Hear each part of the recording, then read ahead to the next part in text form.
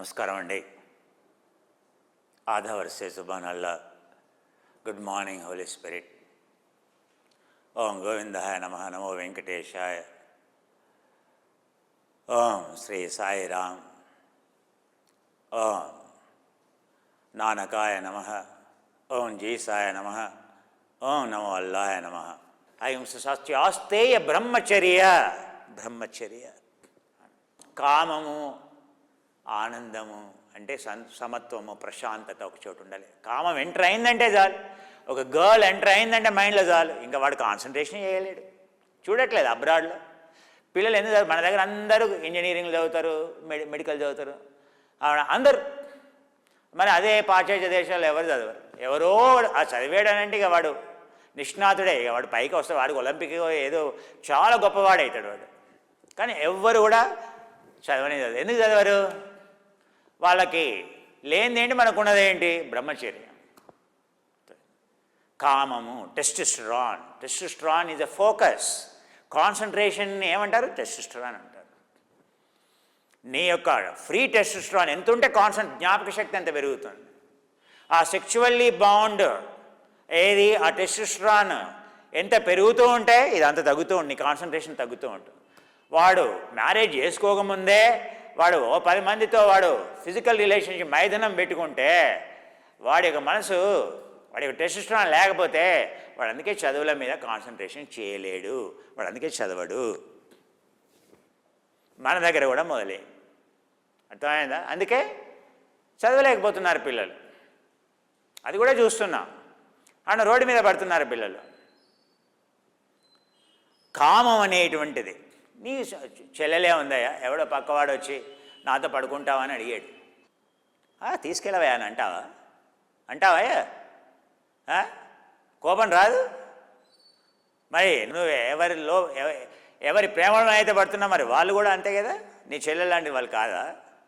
కామం అనేది మైథునం వర్జిత కాయేన మనసేన వాచేన సర్వభూతేషు సర్వదా. అన్ని ప్రాణుల పట్ల కూడా మైథునాన్ని వదిలేయమని చెప్తున్నాడు. మైథునాన్ని వదిలేయమని చెప్తున్నాడు, కోరికనే వదిలేయమని చెప్తున్నాడు. కామం అంటే రెండు, ఒకటి కోరిక అని, రెండోది అవునా లస్ట్ అని. పిపాస అని, రెండు అర్థాలు, రెండు కూడా చెడ్డవి. అది దూరింది మైండ్లో అంటే చాలు, ప్రశాంతత పోతుంది. సమాధి ఇంపాసిబుల్, సమాధి రాదు, కుశలమైనటువంటి సమాధి రాదు, సమ్యక్ సమాధి రాదు. ఇది విక్షేపము. కోపం అనేది విక్షేపము. ఆస్తే ఏది, లోభం అనేది ఒక విక్షేపము.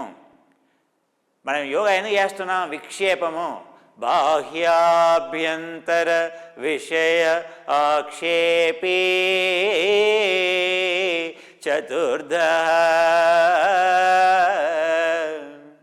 చిత్త నిరోధ ప్రాణ నిరోధ అత వృత్తి నైక్షల్య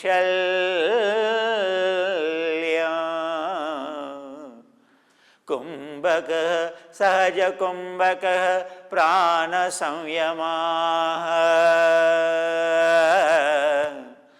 ఆ వృత్తుల్ని నిరోధించటమే, ఆ విక్షేపాలని నిరోధిస్తేనే, ఈ చెడ్డ గుణాలని నిరోధిస్తేనే కుశలమైన సమాధి వస్తుంది.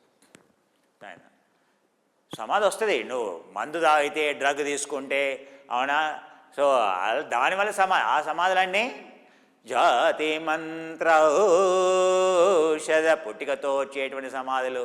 మెంటల్లీ మైండ్ సరిగ్గా పనిచేయకపోవడం వల్ల హ్యాండికాప్డ్ అయ్యి ఏది వచ్చేటువంటి శక్తులు, ఆ తర్వాత ఏది మంత్రాల వల్ల వచ్చేటువంటి సమాధులు, ఇవన్నీ కూడా, ఈ సమాధులన్నీ కూడా అకుశలమైనటువంటి సమాధులు. అవన్నీ సవికల్ప సమాధులు అని చెప్పట్లా, అకుశలమైనటువంటి సమాధులు అని చెప్తున్నాడు. ఆ సమాధుల వల్ల నష్టమే కానీ ఏమాత్రం మేలు కాదు. అందుకనే ఏం చెప్తున్నాడు పతంజలి? ధర్మ మార్గాన్ని అనుసరించు, ఇది సాధనా పాదం, యమ నియమ అనేది ఉంటేనే సమ్యక్ సమాధి వస్తుంది. యమ లేకపోతే there is no point in pursuing spirituality. ఆధ్యాత్మికతకి అర్థమే లేదు. నువ్వు స్పిరిచువాలిటీలో దూరడానికి అర్థమే లేదు, టెంపుల్కి వెళ్ళడంలో అర్థమే లేదు, మసీద్కి వెళ్ళడంలో అర్థమే లేదు, చర్చికి వెళ్ళడంలో అర్థమే లేదు, పూజ గదిలో దూరడానికి అర్హతే లేదని చెప్తున్నాడు. అర్హత ఏంటి? అర్హత ఎప్పుడు? యమ అనేది పాటించినప్పుడు. కామం అయిపోయిందా? చివరిది ఏంటి? ఆపరిగ్రహ, అంటే ఇంద్రియాలని నిగ్రహిస్తేనే కదా సమాధి వచ్చేది. ఇంద్రియాలని ఒకవైపు ఎంటర్టైన్ చేస్తూ, ఒకవైపు ఇంద్రియాలని కంట్రోల్ చేస్తాను, ఒకవైపు బయటికి పంపిస్తూ నువ్వు లోపలికి రావాలంటే అయితే బయట ఉంటాయి, లేకుంటే లోన ఉంటాయి. నువ్వు లోన ఉంటే దాని సమాధి అని అంటాం. నువ్వు వాటిని బయట ఎంటర్టైన్ చేస్తూ, బయటికి పంపిస్తూ, బయటి వస్తువుల మీద నువ్వు ధ్యానం చేస్తూ ఆపరిగ్రహ.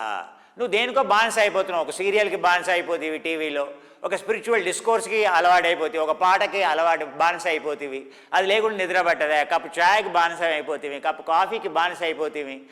ఒక సిగరెట్కి, ఆ సిగరెట్ ఏది పడింది లోపల పడింది, అవునా? సో మన బుర్రనే పనిచేయదే. కాఫీ పడింది, మోషనే బయటికి రాదా? ఒక కాఫీ ఏంటి, ఒక పెద్ద మనిషి ఏమిటి, ఆ చిన్న కాఫీ ఆ మనిషి యొక్క ఫేట్ని డిసైడ్ చేయడం ఏంటయ్యా? నీకు మోషన్ రావాలా వద్దా అని ఒక చిన్న కప్ కాఫీ డిసైడ్ చేస్తుందయ్యా, ఒక పఫ్ సిగరెట్ డిసైడ్ చేస్తుందయ్యా. దాని చేతిలో బానిసగా అయిపోయావు కదా. యజమానిగా ఉండేటువంటి వాడిని యోగి అని అంటాం. బానిసగా ఉండేటువంటి వాడు భోజనం దగ్గర బానిసనే, కూరల దగ్గర బానిసతత్వమే, అన్నీ అలవాట్లేనే, అన్నిటికీ అడిక్షనేనా. ఇంకా స్పిరిచువాలిటీకి అర్థమే ఉందయ్యా. అందుకే ఇంద్రియాలని నిగ్రహించేటువంటి వాడే యోగి అవుతాడు. ఇంద్రియాలకి ప్రతి ఆహారం, ప్రత్యాహారం, ప్రతి ఆహారం. వాటికి ఆహారం ఏంటి? కళ్ళకి ఎప్పుడు అందమైనటువంటి విషయాలే కావాలని కోరుకుంటాయి. చెవులు ఎప్పుడు కూడా మ్యూజిక్ కావాలి, రాక్ అండ్ రోల్, ఏం మ్యూజికా కోరుకుంటాయి. ఏదో ఒక మ్యూజిక్ అట్లా రాక్ అండ్ రోల్ మ్యూజిక్ నుంచి స్పిరిచువల్ మ్యూజిక్ ఏంటా పెద్ద తేడా ఏమీ లేదు. పెద్ద తేడా అది కార్టిజోల్ ప్రొడ్యూస్ చేసేది, డోపమైన్ ప్రొడ్యూస్, రెండు డేంజరే. నీకు ఆ విషయం అర్థం కావాలి. అవునా? Transformation from one music to the other music is not called spirituality. చాలామంది అనుకుంటారు. అవునా? వాటిని పూర్తిగా నిగ్రహించడమే. అవునా? నిగ్రహించినప్పుడే ప్రత్యాహారం అని అంటాం. ఈ ఆపరిగ్రహం అనేది అసలే లేదు. 7 విశుద్ధుల్లో మొట్టమొదటి విశుద్ధి ఏంటో తెలుసానయ్యా? చిత్త విశుద్ధి, ఇంద్రియ విశుద్ధి, దిత్య విశుద్ధి, శీల విశుద్ధి. శీల అనేది యమ విశుద్ధి అనే దాంతోనే స్పిరిచువాలిటీ మొదలవుతుంది. ఆ తర్వాత ఇంద్రియ విశుద్ధి, ఫస్ట్ శీల విశుద్ధి, ఇంద్రియ విశుద్ధి, చిత్త విశుద్ధి, 4వది ఏంటి? దిత్య విశుద్ధి. ఈ 4 ప్యూరిఫికేషన్స్ ఈ 4 లేకుండా ఎన్లైటన్మెంట్ లేదు. యోగమాత్మ విశుద్ధయే. ఏంటి ఆ విశుద్ధులు? 7 రకాల విశుద్ధులు ఉంటాయి. ఆ 7 రకాల భూమికలు అంటాం. వాటినే ఆ విశుద్ధి భూమికలని అంటాం. మొదటి భూమిక, రెండో భూమిక, మూడో భూమిక అని అంటాం. అందుకే చెప్తున్నాను. అందుకే యమ అనేది ఎంత ముఖ్యమో చెబుతూ. స్పిరిచువాలిటీ అంటే యమ. అసలు యమ గురించి ఎవరు మాట్లాడట్లేదు. నువ్వు ఏదైనా ఆశ్రమానికి, ఏదైనా గురువుకి, ఏదైనా టెంపుల్కి వెళ్తున్నావని అంటే వాళ్ళు ఖచ్చితంగా ఇక్కడ నువ్వు యమ పాటిస్తేనే ఈ టెంపుల్లో నీకు అర్హత ఉంది ఎంటర్ కావడానికి అంటేనే ఆ టెంపుల్కి వెళ్ళాలి. అక్కడే ధర్మం ఉన్నట్లు లెక్క. ధర్మం అంటే ఏంటి? యమ నియమ ఆసన ప్రాణాయామ దాన ధ్యాన సమాధి, ఆ 7 భూమికలు ఎక్కడైతే ఉంటే దాన్ని సనాతన ధర్మం అని అంట. అది మాత్రమే మార్గం పరబ్రహ్మని చేరుకునేటువంటి విధానం. ఇవి లేకుండా దేవుడు క్షమిస్తాడు, దేవుడు నిజంగా క్షమించే దేవుడు మార్గాన్ని ఇస్తాడయ్యా.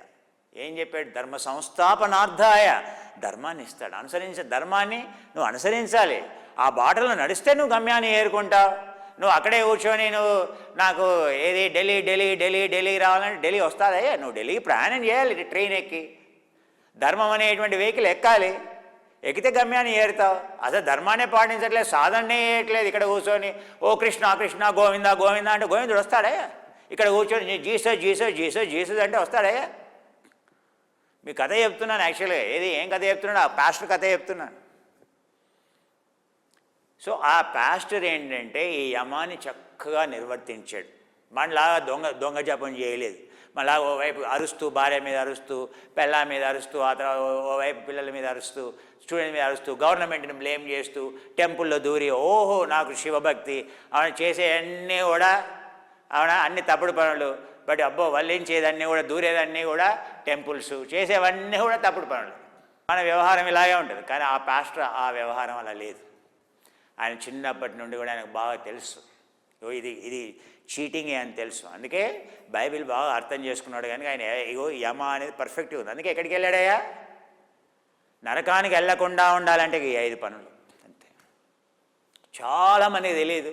ఏమనుకో, నేను ఈ మంత్రం చదివితే చాలు, పూజ గదిలో కూర్చొని ఇగో నేను ఈ పూజ చేస్తే చాలు దేవుడి దగ్గరికి వెళ్తానని అనుకుంటా.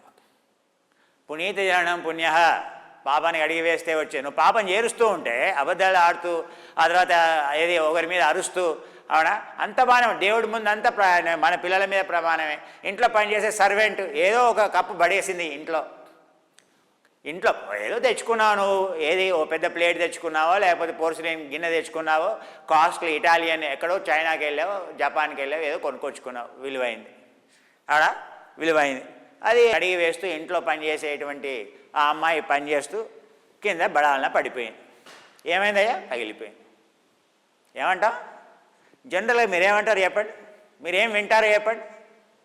దరిద్రమా, నీకు తెలుసా అదెంత విలువ తెలుసా? దాని కాస్ట్ తెలుసా? అసలు ఒళ్ళు ఉందా? సోయి ఉందా? ఏమైనా ఒంటి మీద ఏమైనా ఉందా? నీకు తెలుసా అసలు? మానే వెళ్ళు, ఇలా అరుస్తాం. ఇక్కడ ఆ మనిషి విలువ ఎక్కువ, ఆ ప్లేట్ విలువ ఎక్కువ? ఆ ప్లేటుకున్న కాన్షియస్నెస్ ఎక్కువనా? బ్రహ్మతత్వం ఎక్కువనా? ఒక మనిషి, అది జంతువు కాదు, ఒక మనిషి, ఒక ఆత్మ ఉండేటువంటి పంచకోశాలతో కూడినటువంటి ఒక మనిషిని ఆ విధంగా ఒక ప్లేటు అక్కడ పడిపోయింది. ఏంటయ్యా?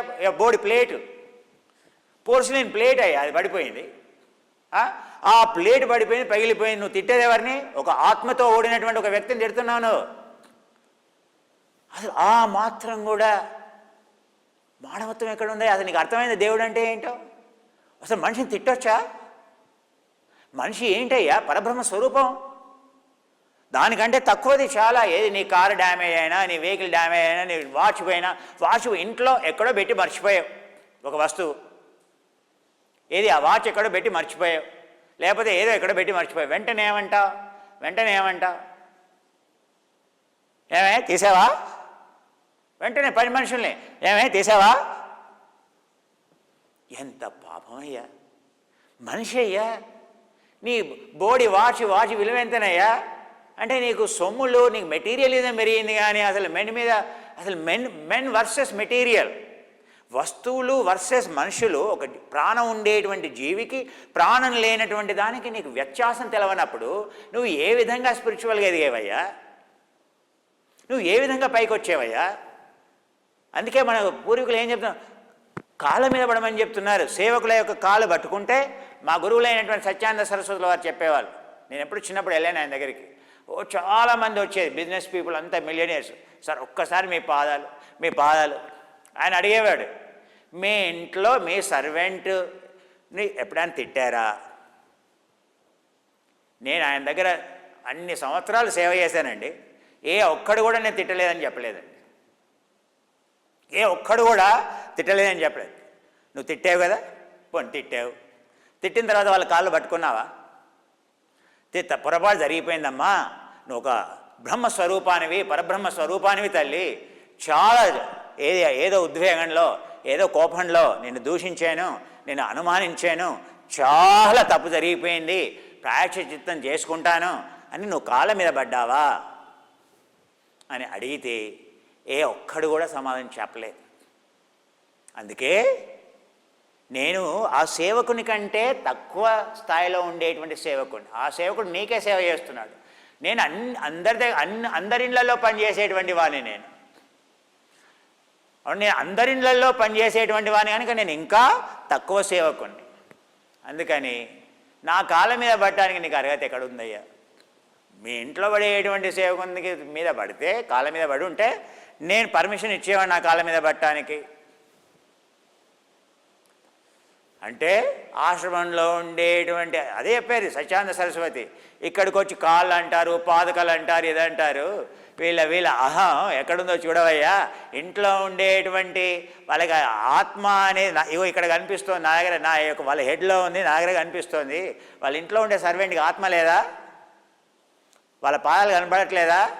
ఇక్కడ ఆశ్రమాల్లో సేవ, అవునా, ఇంట్లో వేరే వాళ్ళు సేవ ఇదే పుణ్యమయ్యా, ఇదేం కలికాలమయ్యా, ఇదేం భక్తి అయ్యా అంటే ఒక్కడు మాట్లాడితే ఒట్టు, మళ్ళీ మళ్ళీ నమస్కారం అనేటువంటి మళ్ళీ అడిగితే ఒట్టు. ఎందుకు చెప్తున్నానయ్యా, ఎందుకంటే మనిషి మానవత్వంతో కూడినట్టు ఒక ప్రాణం ఉండేటువంటి జీవికి ఉండేటువంటి విలువ, ఎన్ని జన్మల పుణ్యం చేసుకుంటే ఒక ప్రాణం ఉండేటువంటి జీవిగా పుట్టాలయ్యా. దట్టు జంతువునా అన్నారే, మనిషి ఎటువంటి వాడని జీసస్ ఏం చెప్తున్నాడు? Hate the sin, don't hate the sin. తప్పుని నిందించు, కానీ నేరగాడు ఎవరు లేరు. ఆ విధంగా ఉంటే అందరూ నేరం చేసాం కానీ పుట్టాను, తప్పు చేసాం కానీ పుట్టావు. నువ్వు తప్పు చేయకుండా నువ్వు పుట్టావు కదా అని చెప్పాడు. అది జీసస్ చెప్పినా, ప్రాఫెట్ చెప్పినా, రాముడు చెప్పినా, కృష్ణుడు చెప్పినా అదే. అంటే చెప్తున్నాం మన వ్యవహారం స్పిరిచువాలిటీలో ఎలా ఉంటుంది, మన యొక్క ఆధ్యాత్మికత ఏంటి, మన లోపల ఏం ప్రవర్తన ఎందుకు రాదు, మన అర్థమే వేరు, ఆధ్యాత్మికత అర్థమే వేరు. సో అందుకే యమ అనేది ఎవరైతే నిక్కచ్చిగా ఏ విధంగా పాటిస్తారో వాళ్ళు మాత్రమే స్వర్గానికి వెళ్తారు. ఏ స్వర్గానికి? భూర్భువస్వ వెళ్తారు. దానికి ఆపోజిట్గా ఎవరైతే కుశల కర్మలు చేస్తారో వాళ్ళు సువర్లోకానికి వెళ్తారు, లేకపోతే భువర్లోకానికి వెళ్తారు. నువ్వు తపస్సు చేసి మొదటి సమాధిని పొందితే అప్పుడు ఈ విశ్వం బయట ఉండేటువంటి మహర్లోకానికి వెళ్తాం. దాన్ని మహాగాయత్రి అని అంటాం. మహర్లోకానికి ఓం మహ, ఓం జన, ఓం తప, ఓం సత్యం అని అన్నామంటే ఏంటో తెలుసా? నేను సమాధి సాధన చేస్తున్నాను, కుశలమైనటువంటి ధ్యానం చేస్తున్నాను, ఆ సమాధి నాకు మొదటి సమాధి వచ్చింది అన్నప్పుడు ఓం మహ అనడానికి అర్హత ఉంది. రెండో సమాధి పొందినప్పుడు ఓం జన అనడానికి అర్హత ఉంది. మూడో సమాధి పొందినప్పుడు ఓం తప అనడానికి అర్హత ఉంది. నాలుగో సమాధిని ఆస్మితా సమాధిని పొందినప్పుడు నీకు అర్హత ఏముంది? ఓం సత్యం. ఎందుకు? ఆ విశ్వామిత్రుడు ఎందుకు ఇచ్చాడే ఆ గాయత్రిని? 8 సమాధులు పొందినటువంటి వ్యక్తి విశ్వామిత్రుడు. ఆ సమాధిలో కొట్టుకున్నాడు, కానీ ఆత్మవిద్య దొరకలేదు, కోపం పోలేదు. ఆ వశిష్ఠుని దగ్గరికి వెళ్తే ఆ అహం ఎలా తీసివేయాలో ఆత్మవిద్యను చెప్పాడు. అప్పుడు ఆయన బ్రహ్మర్షి అయ్యాడు, అప్పటి వరకు రాజర్షి ఆయన. అందుకే వశిష్ఠుడు అన్నాడు, అయ్యా నువ్వు ఆ 8 సమాధుల్ని నువ్వు చక్కగా సాధన చేసావు కనుక ఆ తర్వాత అది దాటి ఇంకా వెళ్ళావు, నువ్వు అది దాటి పరబ్రహ్మ సాక్షాత్కారాన్ని పొందావు, నీ యొక్క శరీరంలో అమృతత్వాన్ని పొందావు, ఆ రసాన్ని అసవాన్ని నువ్వు జయించావు. అందుకే ఓం భూర్భువస్వః తత్సవితుర్వరేణ్యం యమ అనేటువంటి దాన్ని ఎవరైతే పాటిస్తారో ఇది చదవడానికి అర్హత ఉంది. ఏమని? ఓం భూర్భువస్వః తత్సవితుర్వరేణ్యం భర్గో దేవస్య ధీమహి ధియో యో నః ప్రచోదయాత్. ఇది మామూలు గాయత్రి మంత్రం. యమ నియమ ఎవరైతే పాటిస్తారో వాళ్ళు మాత్రమే చదవడానికి అర్హత. నెంబర్ 1. ఎవరైతే తపస్సు చేసి ఎవరైతే మొదటి సమాధి పొందుతారో రెండో సమాధిని పొందినప్పుడు మహాగాయత్రి చదవడానికి అర్హత లభిస్తుంది. అప్పుడు ఏం చదవచ్చు? ఓం భూ, ఓం భువః, ఓం సువః, ఓం మహ, ఓం జన, ఓం తపః, ఓం సత్యం, ఓం తత్సవితుర్వరేణ్యం భర్గో దేవస్య ధీమహి ధియో యో నః ప్రచోదయాత్. ఓం ఆపో జ్యోతిరసోమృతం. ఆపో జ్యోతిరసోమృతం.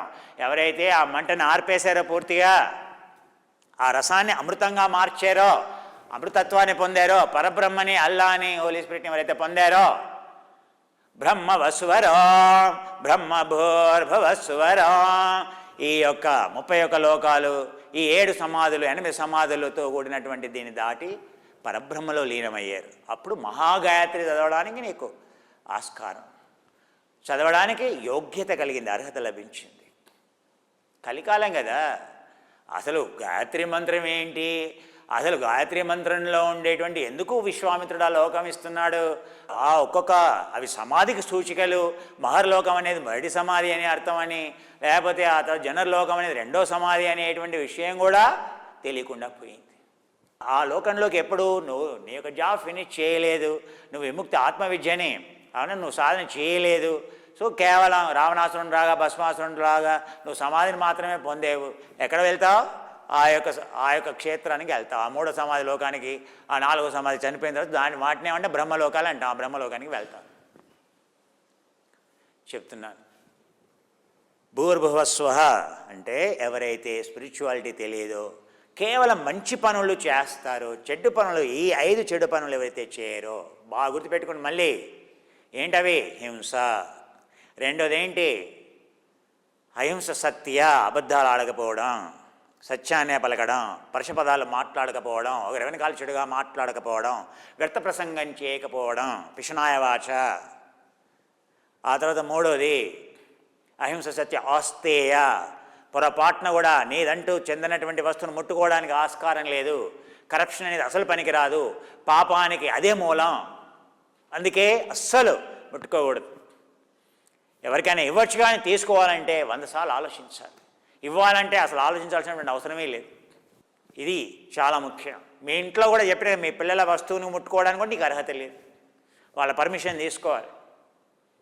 అంత నిక్కచ్చిగా ఒక యోగి యొక్క వ్యవహారం ఉంటుంది. ఆ తర్వాత అహింస సత్య ఆస్తేయ బ్రహ్మచర్య చెప్పాను. బ్రహ్మచర్యం అంటే 2 రకాలు. కామము, ఏది మైథునం అనేది టెస్టోస్టెరాన్ని ప్రిజర్వ్ చేసుకోవాలి. అప్పుడే ఆరోగ్యంగా ఉంటావు, అప్పుడే మజిల్ బిల్డ్ అవుతుంది, అప్పుడే గ్రోత్ హార్మోన్ సీక్రెట్ అవుతుంది, అప్పుడే కాన్సన్ట్రేషన్ ఉంటుంది, అప్పుడే నీ మైండ్ అద్భుతంగా పనిచేస్తుంది. నువ్వు ఇంజనీర్ కావాలా, నోబెల్ ప్రైజ్ రావాలా, జీవితంలో ఎప్పుడు ఆనందంగా ఉండాలి. ఇంకా తర్వాత చివరిది ఆపరిగ్రహ, భోగ వస్తువుల్ని, ఈ సీరియల్స్కి అడిక్షన్ కావడం, అబ్బా ఈ సీరియల్ చూడకుండా వాళ్ళు నిద్రపట్టదు, ఈ ప్రోగ్రాం చూడకుండా నిద్రపట్టదు, ఇవేవి పనికిరావు. దృష్టానుశ్రవిక విషయ వితృష్ణస్య, ఇంద్రియాల విషయాల పట్ల తీవ్రమైనటువంటి వైరాగ్యాన్ని కలిగి ఉండటమే ఏమంటామయ్యా? ఆపరిగ్రహ అని అంటాం. భోగ వస్తువుల్ని దూరంగా ఉంచడాన్ని ఏమంటామయ్యా? ఆపరిగ్రహ. అది టీయే కావచ్చు, కాఫీయే కావచ్చు, అది ఏదైనా కావచ్చు. ఏదైతే వినకుండా నువ్వు ఉండలేవో, ఏదైతే లేకుండా ఉండలేవో, దేనివల్ల బానిసగా అయిపోయావో, ఒక మంత్రమే కావచ్చు, ఆ తంత్రమే కావచ్చు, ఒక గురువే కావచ్చు, అది శాస్త్రమే కావచ్చు, పుస్తకమే కావచ్చు. ఎనీ అడిక్షన్ ఇది అడిక్షన్, నాట్ గుడ్. బాగా గుర్తుపెట్టుకోండి. ఎందుకు సాధన చేయాల్సింది ఏంటి? రాగం కాదు, మోహం కాదు, రాగం పెంచుకోవడం కాదు, వైరాగ్యం పెంచుకోవడం, విరాగం పెంచుకోవడం. ఎందుకు రాగం పెంచుకున్నావంటే ఏంటి? అది డిసైడ్ చేస్తుంది నీ యొక్క ఆనందాన్ని. నువ్వు డిసైడ్ చేయాలి ఆనందం, అది డిసైడ్ చేయడం కాదు, వేరే వాళ్ళు డిసైడ్ చేయడం కాదు, ఒక వస్తువు డిసైడ్ చేయడం కాదు. ఒక గులాబ్ జామ్ నీ హ్యాపీనెస్ డిసైడ్ చేయడం ఏంటయ్యా? ఒక ఐస్ క్రీమ్ నీ ఆనందాన్ని డిసైడ్ చేయడం ఏంటయ్యా? ఒక సిగరెట్ నీ ఆనందాన్ని డిసైడ్ చేయడం ఏంటయ్యా? ఒక ఆడపిల్ల మాటలు నీ యొక్క ఆనందాన్ని డిసైడ్ చేయడం ఏంటయ్యా? నీ బాస్ డిసైడ్ చేయడం ఏంటయ్యా? వాతావరణం డిసైడ్ చేయడం ఏంటయ్యా? అర్థం చేసుకోండి స్పిరిచువాలిటీ ఏమిటో. యమ అంటే ఏమిటి? ఇది యమ. ఎవరైనా చెప్పారండి యమ అంటే ఏమిటో? ఇది ఒక ఇల్లు కట్టాలంటే పునాది లాంటిది. నువ్వు స్పిరిచువల్గా అంటే ఇది బేస్, ఇది ఫౌండేషన్ అని అంటాం. ఒక ఇంటికి పునాది అంటాం. ఇది లేకపోతే స్పిరిచువాలిటీయే లేదు. ఫౌండేషన్ లేకుండా ఇల్లు ఎక్కడ ఉంటుందండి? ఇల్లు ఎలా కడతావయ్యా? ఎలా ఎదుగుతావయ్యా? So like our milk, for example, so is there any milk packet here? Our milk is only the milk, A2 milk of indigenous seed. But as I said, the technology investment to make whey protein isolate is very expensive, and in India, not even a single factory. So entire in India, all the gyms and all, so whatever the protein people use today, it is all imported. But even the imported source, they won't reveal, but ours is one of the best. I'm telling you. Yeah, the New Zealand has the cleanest, of the milk proteins when I examined, but among them also, there are many companies compete there, but then I found that, in India, if at all you are in India, so this is our milk with our brand, This is one of the best milk. It is indigenous Gir cow A2. You can see here A, it has a 2 number, you should see that. So here it is embedded here, not many of you notice. Native. So it is a native breed, indigenous breed of 7,000 year old. So in this A, you will see 2. This is A2 range. So Tetra Pak has examined the farm and everything, and so the same company also has other cows, other milk, but this particular milk with this brand only are used our own inputs. These are our maintained, we maintain this herd of these cows. That's why this milk is special.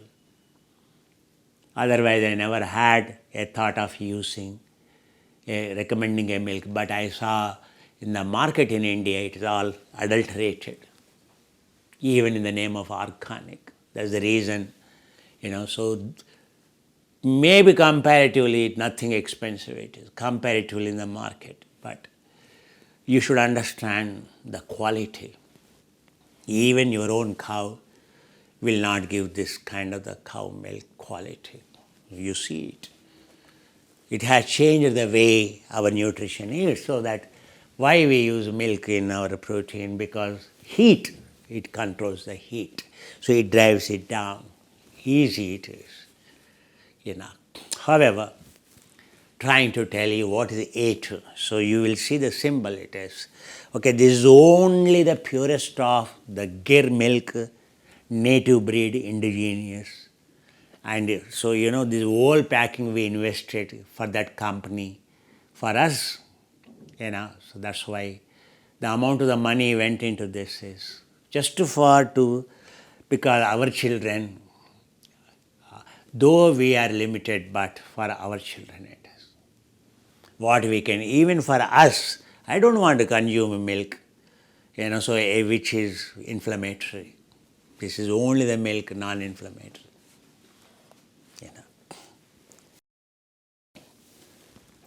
So, it is not to promote anything, understand. I'm not telling you just jump to buy or anything,